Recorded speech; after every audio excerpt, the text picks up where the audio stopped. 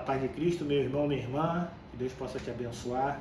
Quero te pedir, antes de mais nada, que você possa se inscrever, apertar em todas as notificações para que você possa receber todo o nosso conteúdo, que você possa também curtir, que você possa comentar e que você possa fazer algo para o reino do Senhor, que é compartilhar.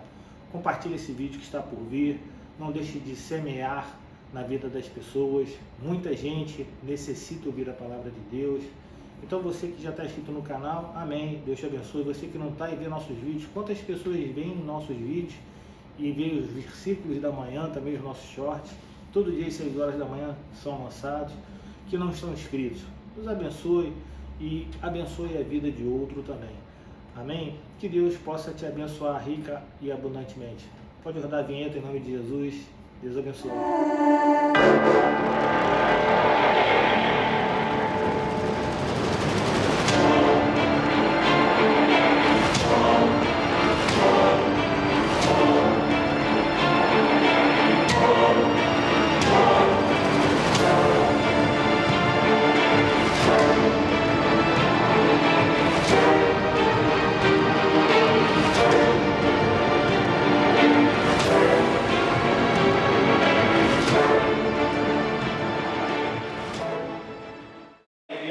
Samuel, capítulo 3, verso 1. Depois a gente faz uma música, depois a gente ora, a gente pede oração, a gente faz uma coisa. A gente está aí do 1 até o pedaço 3. Diz assim, em 1 livro de Samuel, capítulo 3. O menino Samuel servia o Senhor diante de Eli. Olha o que fala a palavra de Deus. Naqueles dias, a palavra do Senhor era muito rara. As visões não eram frequentes. Verso 2. Certo dia, o sacerdote Eli, cujos olhos já começavam a escurecer-se, a ponto de não poder ver, estava deitado no lugar de costume. Verso 3. Também Samuel estava deitado no templo do Senhor, onde estava a arca da aliança. Vamos continuar. Antes que a lâmpada de Deus se apagasse, o Senhor chamou o menino: Samuel, Samuel.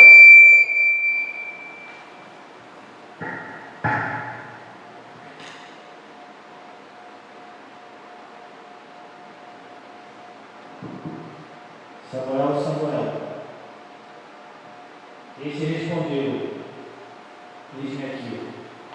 Como levou? Primeiro livro de Samuel, capítulo 3, verso 1 diz assim: O menino Samuel serviu o Senhor diante de Eli. Naqueles dias a palavra do Senhor era muito rara, as visões não eram frequentes. Certo dia o sacerdote Eli, cujos olhos já começavam a escurecer-se, a ponto de não poder ver, estava deitado no lugar de costume. Também Samuel estava deitado no templo do Senhor, onde estava a arca da aliança. Antes que a lâmpada de Deus se apagasse, o Senhor chamou o menino: Samuel, Samuel. Este respondeu: Eis-me aqui. Senhor, eu não sei com quem o Senhor quer tratar, creio que foi a igreja toda,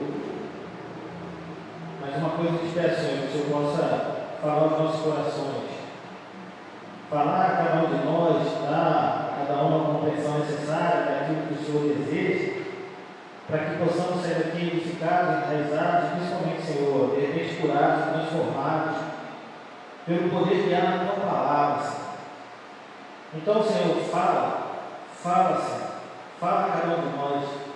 Não nos deixe sem ouvir a Sua voz nessa noite, Senhor. Fala, Senhor, de uma maneira sobrenatural sobre cada um de nós. Ser conosco nessa noite, Pai.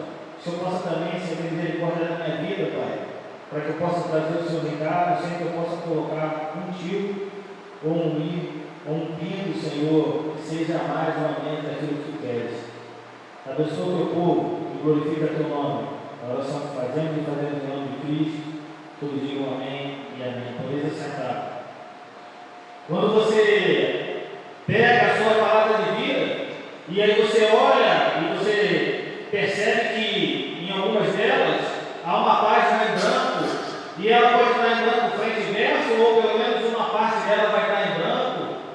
E normalmente essa página ela faz a separação do Antigo Testamento com o Novo Testamento. Aquela página em branco, ela corresponde a 400 anos de história. Pode ser que não seja uma história que Deus tenha falado, pode ser que sejam 400 anos que Deus tenha ficado em silêncio. Mas a história do mundo, a história humana, ela ocorreu durante esses 400 anos. O relógio cronológico do homem, ele não parou. Foram 400 anos em que a história ela continuou. Se você pegar o livro de Malaquias, que é o último do Antigo Testamento, você vai ver que os sacerdotes, o profeta Malaquias, estavam dentro de um contexto, dentro de um cenário onde os Medo-Persas, eles estavam dominando o mundo, o império Medo-Persa, ele dominava o mundo. E logo quando você passa essa página em branco, quando você passa ou a frente ou frente e verso dessa página, você entra já no Evangelho de Mateus e você vai lá na morada, e logo no começo, em Mateus 1:1, começa a genealogia de Jesus. E aí você olha o contexto, o cenário, ele é totalmente diferente daquele que era de Malaquias. Já não era o Império Medo-Persa, já não era o Império Assírio, ali já havia se passado o Império Grego, agora era o Império Romano que dominava todo mundo. E aí a gente entra no livro de Mateus e vê que o Império Romano é que dominava o cenário da vida do Messias de Cristo Jesus, era o Império Romano. Mas a palavra de vida, ela tem um interregno de 400 anos sem uma pessoa ter levantado a voz para falar, assim diz o Senhor. 400 anos sem Deus levantar um profeta, 400 anos sem Deus levantar uma pessoa para falar em nome dele. 400 anos se passaram, mas a história, ela continuou. Nesses 400 anos, tem a história de Alexandre o Grande, tem a história do Império Romano dominando todo o mundo, criando realmente um grande império territorial. Pois bem, 400 anos Deus ficou em silêncio. Eu não sei quanto tempo Deus, ou parece que Ele tem se silenciado na sua vida, em algo que você tem procurado tanto obter alguma coisa. Eu não sei, sinceramente, quanto tempo você tem buscado um sim, um não, uma resposta, algo que Deus possa falar, alguém que Ele possa usar. Deus usa uma mula para falar com o profeta. Ele usa pessoas, Ele usa animais, Ele usa coisas para falar com os homens. Eu não sei quanto tempo você tem aí estendido ou passado em oração, pedindo para que Deus fale ao seu coração, para que Deus dê uma resposta para você, daquilo que você tanto almeja, ouvir de Deus uma resposta, mesmo que essa resposta seja um não.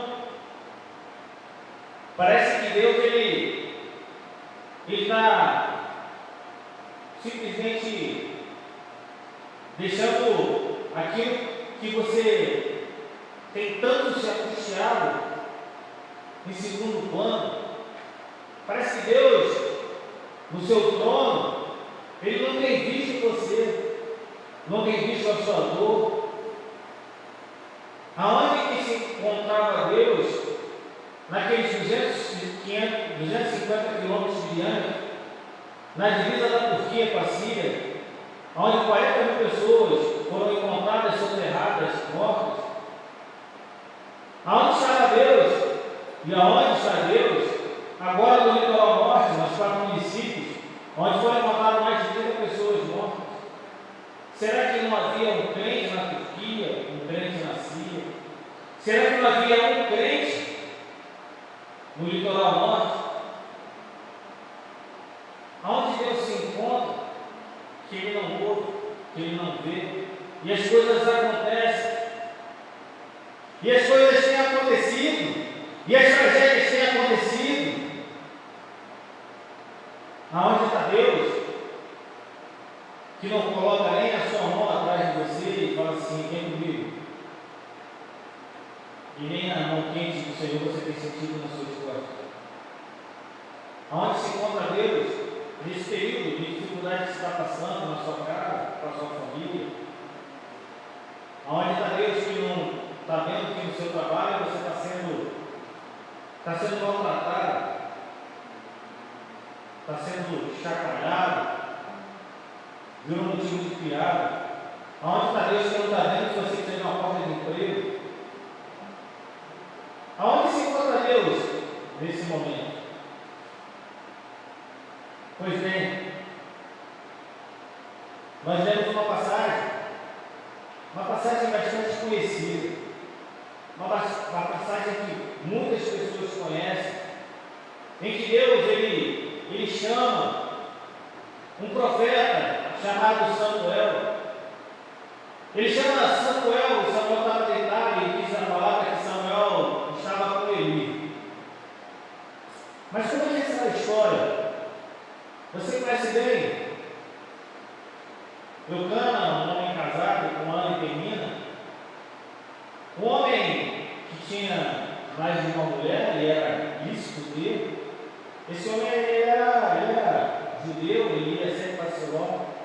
E ele lá em Siló, ele fazia lá uma vez por ano, fazia aquilo que a tradição judaica mandava fazer. E ele tinha essas duas esposas, Eucana, uma mulher que havia dado para ele filhos e filhas, mas diz a palavra que Eucana amava Ana. Eucana amava Ana de toda paixão. E todo ano eles iam até Siló, porque lá o sumo sacerdote de nome Eli, ele pegava as ofertas, ele orientava, ele fazia todo o trâmite do ritual. E essa mulher, Ana, uma vez ela entra então no templo e começa a chorar, a ponto de ele achar que aquela mulher estava bêbada, estava com algum tipo de problema, porque eu não entendi o que ela falava. Mas aquela mulher estava se debulhando diante de Deus, pedindo para que tivesse um filho, para que pudesse dar um filho para o seu marido, a quem ela amava. E ela faz uma promessa, um voto, de que se ela tivesse o ventre aberto, a criança ela ia entregar ao sacerdote para ser criado dentro da casa do Senhor. E Deus promove isso. Deus promove aquela mulher a maternidade que ela tanto sonhava. Então ela pega aquela pequena criança, Samuel, aquele pequeno bebê, e vai até o templo, entrega a Eli.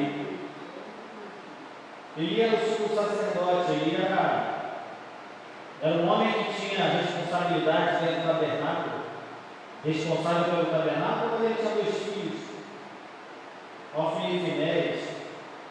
E diz a palavra de vida que os seus filhos, eles transgrediam a lei do Senhor. Eles pegavam aquilo que era do Senhor para benefício próprio. Eles se aproveitavam, e diz a palavra, de mulheres. As poucas que serviam o templo, eles se aproveitavam delas. Eles não tinham nenhum senso de responsabilidade com as coisas de Deus dentro do tabernáculo lá fora. E Eli sabia disso. Eli, o sumo sacerdote, o sacerdote da época, a quem Ana havia entregue o seu filho para que fosse cuidado e que fosse criado dentro do sacerdócio, aquele homem que tinha a responsabilidade de cuidar da casa de Deus, dos ritos, do ritual, de tudo que diz que é pertinente ao Senhor, ele era omisso na responsabilidade que tinha, não só com seus filhos, por não repreendê-los, mas também era omisso com as coisas de Deus dentro da casa de Deus. Eu não sei se você conhece gente assim, eu conheço gente assim. Eu conheço gente assim. Omisso dentro de casa, omisso com as coisas de Deus, omisso dentro da casa de Deus. O omisso ele também é culpado. O omisso também tem sua responsabilidade. Não, mas eu não participo. Mas sabe, é quem tem que corrigir e não corrige. E ele tinha esses dois filhos aí, a responsabilidade de cuidar com que eles continuassem a linhagem sacerdotal.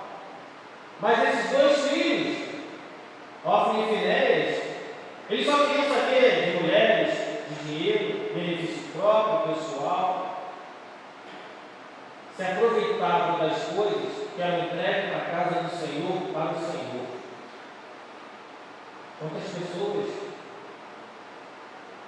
quantos tabernáculos existem onde pessoas têm esse tipo de coração?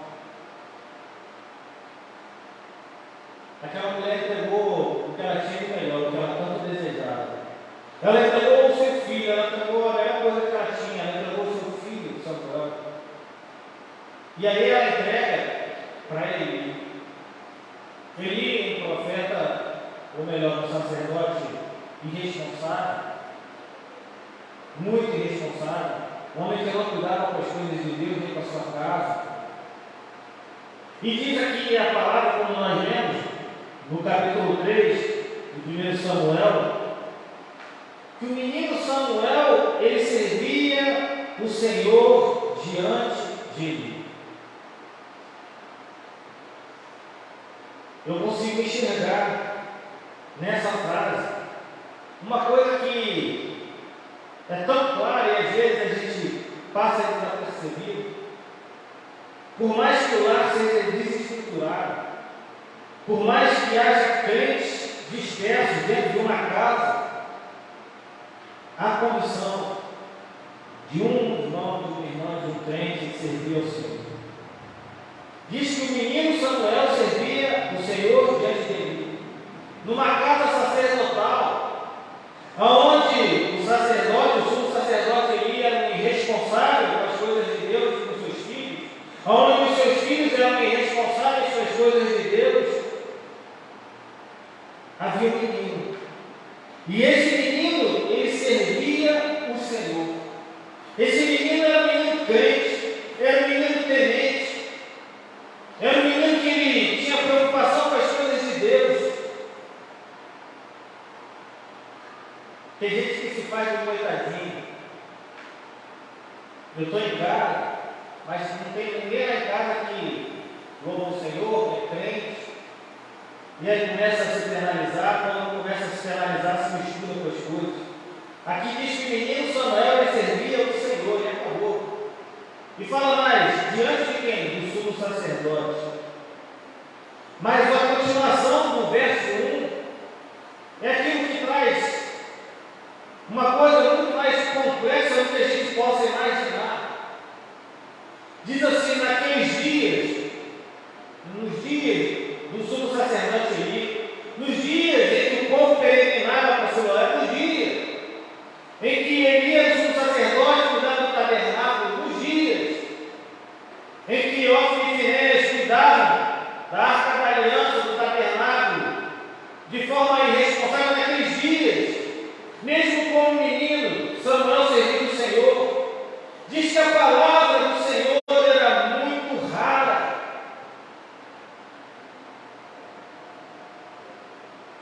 E fala mais, as visões não eram frequentes.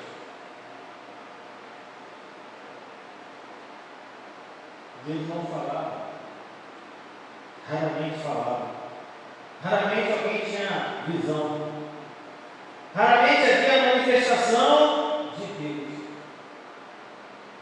raramente Deus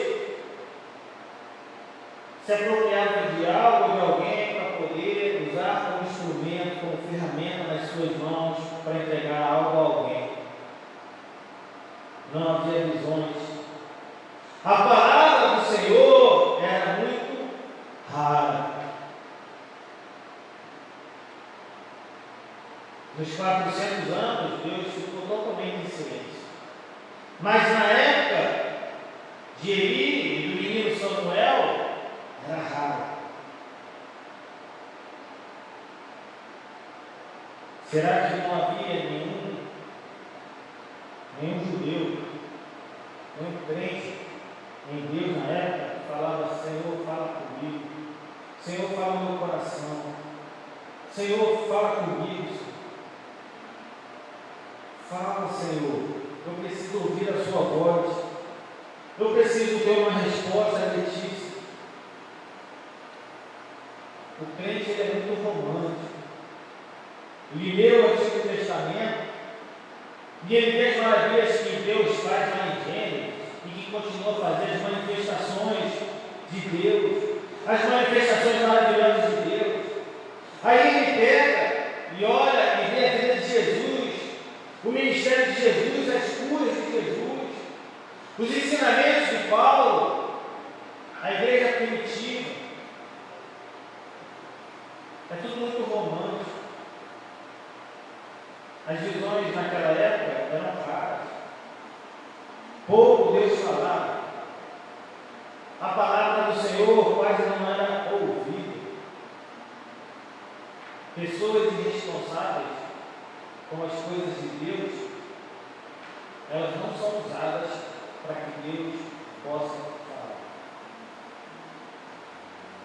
Eu não estou dizendo que você é irresponsável com a vossa vida. Eu estou falando de pessoas irresponsáveis com as coisas de Deus que têm chamado para falar por Deus, ou pelo menos para trabalhar nas coisas de Deus. Se ela for irresponsável, Deus não atua. Mas parece que a gente vive num mundo onde Deus também não tem falado.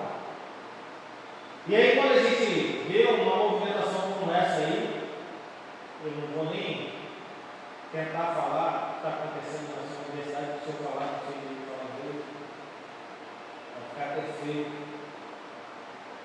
Mas eu vi um vídeo de uma senhora que chegou lá, de cadeira de roda, e ela ficou de pé. Eu creio que Deus continuou curando. Eu creio que aquela mulher era para isso que Deus curou ela. Eu creio que Deus está fazendo mover naquele lugar. Eu creio que Deus está ouvindo a sua oração. Eu creio que Deus ouve a minha oração. Eu creio que Deus, Ele não está à margem de toda a tragédia que aconteceu na Turquia, na Síria, a guerra na Ucrânia, as pessoas que sofreram com a chuva. Eu creio que Deus, Ele continua agindo. Você de repente tem aí reclamado, lamentado, lastimado, porque Deus não tem te respondido, mas não tem sido raro a palavra do Senhor aqui na terra. Nós temos o hábito de apontar sempre para as coisas ruins que têm acontecido, para as coisas ruins que são feitas em alguns tabernáculos do Senhor, apontar responsáveis, pessoas, mas Deus continua falando, Deus continua dando visão, e Deus quer usar cada um de nós como ferramenta, como instrumento. Eu tinha feito uma palavra para trazer hoje, chamada Os Verdadeiros Adoradores, e dei você de segunda e ontem a estudar sobre adoração.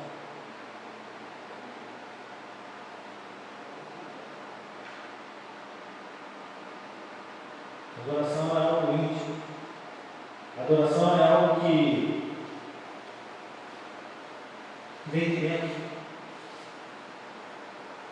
Não é o gestual, não é o sentimental, não é o emocional.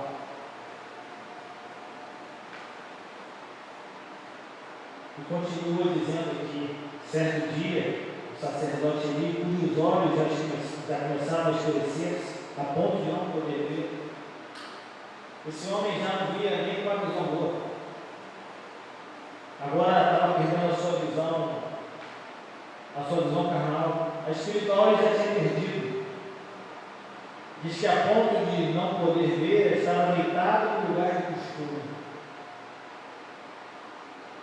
O grande mal dos crentes É porque normalmente eles ficam deitados no lugar de costume. Muito crente esperando as coisas acontecerem no lugar de costume. Não fazem movimentos. E eu não estou falando desses movimentos loucos, não. Movimento para lá, movimento de vir à igreja, movimento de abraçar, movimento de ligar. Tem gente que anda que nem inimigo. Os olhos já não conseguem ver mais nada. Encostados no lugar de costume.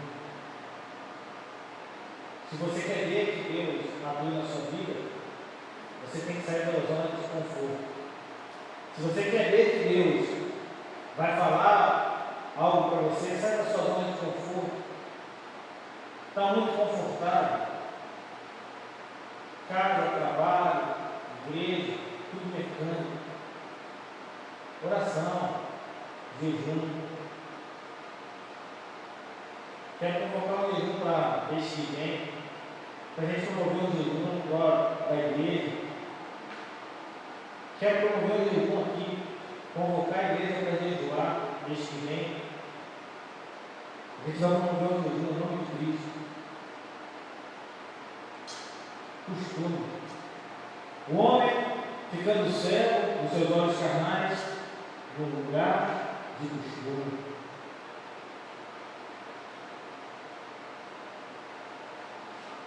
Muito crente acomodado, muita gente acomodada, mas quer esperar para ouvir Deus falar.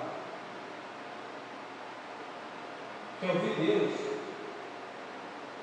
Quer ouvir Deus de qualquer maneira?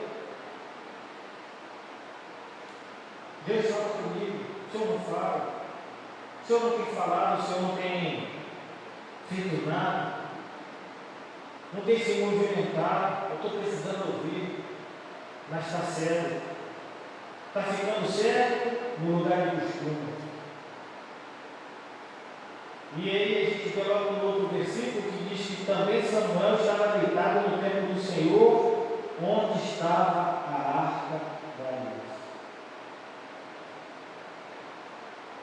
Samuel, e o desejo de Samuel, do menino Samuel, não era apenas servir o Senhor, era ter a presença do Senhor do lado dele. A arca da aliança representava a presença do Senhor no meio do povo. Samuel, ele não queria ficar em qualquer lugar, ele queria ficar do lado da arca da aliança. Ele queria ter a presença do Senhor perto dele. Ele queria sentir o calor do Senhor. Ele queria saber que o Senhor estava ali e ele estava do lado do Senhor. Ele queria saber da presença do Senhor. O que mais interessava o menino era servir e estar perto na presença do Senhor. O velho Eli, o irresponsável Eli, sumo sacerdote, estava no lugar de costume, acomodado, deitado, já não conseguia mais ver nada. Mas o menino, e é uma coisa discrepante, porque nos dias de hoje a gente quase não vê a juventude se movimentando, a não ser quando é a coisa de louvor, ou diz respeito à louvor da igreja. Aí a juventude se movimenta. Aí os meninos vão se movimentando. E os mais velhos, parece que vai chegando mais, com a idade mais avançada, já ficam pensando que o que será de mim quando não tiver mais? Aí se já chega mais a Deus. Aqui a gente vê o universo. A gente vê um menino cheio de vigor. Um menino dentro de um templo. Um menino sendo criado por uma família sacerdotal toda bagunçada. Eu fico imaginando Samuel olhando, Ofni e Finéias entrando de repente num quarto, com mulheres que iam para o tabernáculo e saindo seminus, e as mulheres saindo seminuas e ele lá, o menino não podia falar nada. E ao mesmo tempo o menino não se misturou. menino possivelmente olhava para Eli, o sumo sacerdote, e via que o sumo sacerdote via aquela situação, as ofertas entrando, e daqui a pouco as ofertas saíam pelo bolso de Ofni e Finéias, e não fazia nada. Uma família desestruturada espiritualmente. Mas o menino ele servia ao Senhor. O meio em que ele vivia não contaminou a vida dele. Tem gente que se deixa contaminar pelo meio. Tem gente que se deixa contaminar pelas coisas que estão à sua volta. Ninguém está vendo, Deus está vendo. Deus está olhando. Deus está percebendo. Deus está vendo, isso é o mais importante. O menino serviu ao Senhor, e o menino que está perto do Senhor. De repente ele podia falar para o menino: olha, fica aqui perto de mim, que eu não estou conseguindo ver nada. E o menino: olha, se o senhor precisar de alguma coisa, o senhor me chama, que eu vou ficar aqui do lado da água. Eu não sei, a palavra não diz isso para mim, mas eu posso pensar. Porque disse que o menino estava deitado no templo do Senhor, onde estava a arca da aliança. O menino estava ali. Ele estava ali. E Deus viu aquele menino, contemplou aquele menino. E diz a palavra que antes que a lâmpada de Deus se apagasse, quem chamou o menino? Foi Eli? Foi Ofni, foi Finéias? O Senhor chamou: Samuel, Samuel. E Samuel respondeu: eis-me aqui. Só que Samuel é menino. E as visões, elas quase não aconteciam. E a palavra do Senhor era muito rara. Então o que o menino fez ao ouvir aquela voz? Ele está me chamando. E aí vai até o quarto de Eli.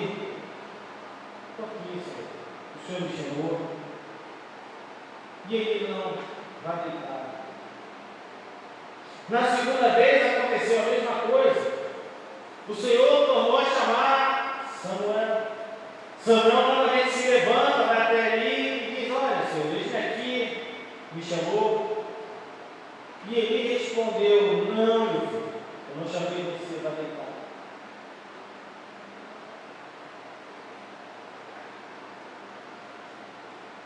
Verso 7 diz que, porém, Samuel ainda não conhecia o Senhor, e a palavra do Senhor não havia sido manifestada a ele.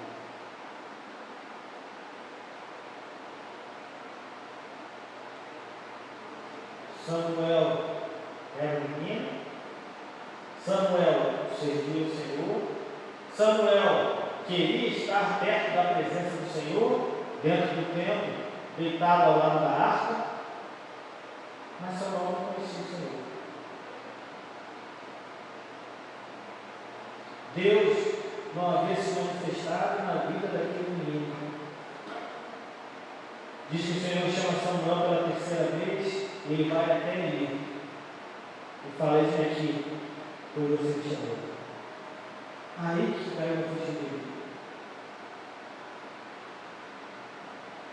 E ele entendeu que foi o Senhor que havia chamado ele. Tem gente que está tão cego dos seus problemas. Tem gente que está tão absorvida com as suas dificuldades. Tem gente que está tão enrolada com as suas vicissitudes que Deus fala e ela não consegue ouvir a voz do Senhor. Aqui o menino ele não conhecia Deus, porque Deus não havia se manifestado sobre a vida dele.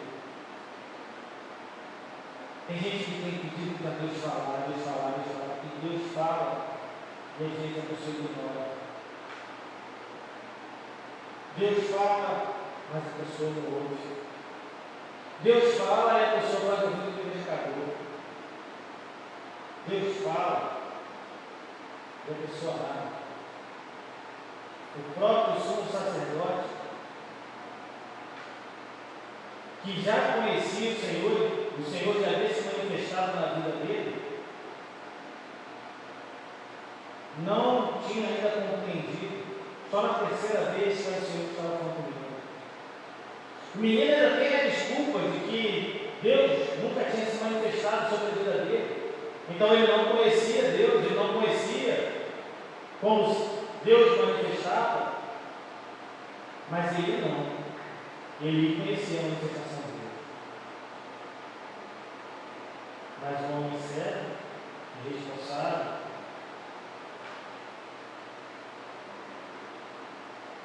um homem que não cuidava daquilo que foi colocado na sua mão para cuidar, a sua família e a casa do Senhor.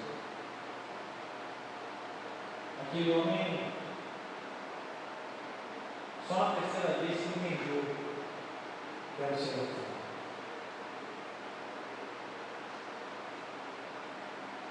Deus continua falando. A gente não precisa ir lá para a universidade para nos Estados Unidos para conversar. A gente não precisa entrar naquele tempo para ver a manifestação de Deus. Deus se manifesta aqui. Deus se manifesta em você. Deus se manifesta na sua vida. Deus se manifesta no seu lar. Deus se manifesta aonde Ele desejar, a qualquer momento. Basta ter um coração contrito, uma pessoa que queira servir, uma pessoa que queira adorar, uma pessoa que queira estar perto, uma pessoa que deseja a presença do Senhor. Deus vai se manifestar. Mas se o Senhor tem feito isso, continue a fazer. Essa palavra não é uma palavra para você se sentir culpado, é uma palavra para animar você, para você continuar clamando ao Senhor. Então, não deixe de clamar ao Senhor. Senhor, fala comigo. Senhor, fala comigo. Senhor, fala comigo. Eu tenho pedido, incessantemente, para Deus falar comigo o tempo todo. Senhor, fala comigo. Eu preciso ouvir sua voz. Eu não quero dar mais um passo sem ouvir o Senhor. Eu já vi muita gente. Eu já vi gente dizendo sim, já vi gente dizendo não.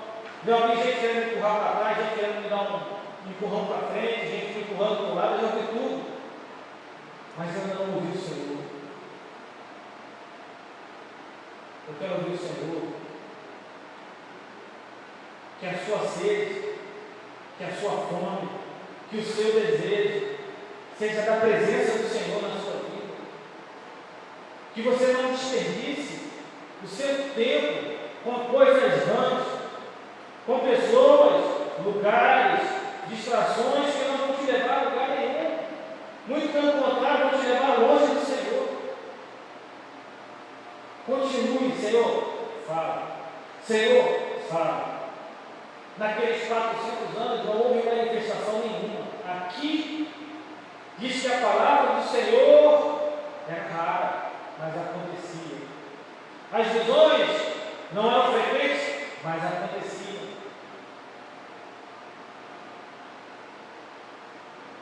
Aí quando a gente vê um avivamento lá nos Estados Unidos, como esse, a gente fica espantado. Não é para a gente espantar. Isso acontece para a gente entender aquela palavra que está em Deus. O Deus de ontem, hoje e sempre será o mesmo. Ele não mudou, ele cura, salva, liberta, transforma, abre portas. Ele continua o mesmo. Ele não parou, ele reabre relacionamento. Ele não parou. Deus continua se manifestando. Vai ter um dia em que Deus vai parar de se manifestar. Diz a palavra que um dia o Espírito ele vai sair da terra, o Espírito de Deus. Ele simplesmente sairá da terra. E pessoas ficarão.